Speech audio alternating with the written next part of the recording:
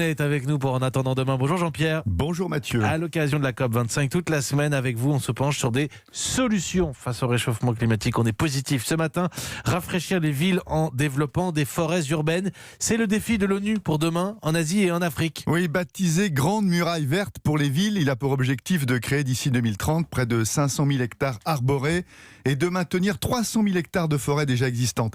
Ces forêts au cœur des mégapoles, comme Kuala Lumpur, Jakarta ou Yangon, pourrait faire reculer, écoutez bien, les températures de l'air de façon spectaculaire, près de 8 degrés en moins, réduire de près de moitié les dépenses de climatisation et améliorer aussi la qualité de l'eau.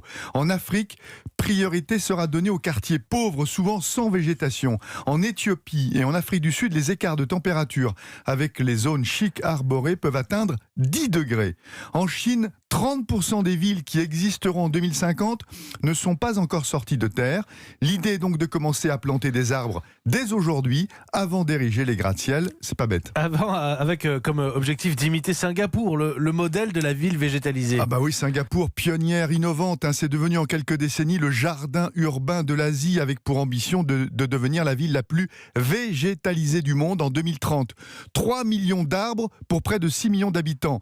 La biodiversité est devenue plus riche qu'il y a 20 ans, avec ce slogan « plus de béton et plus de verdure ». La place au sol étant limitée, la végétation grimpe avec les tours.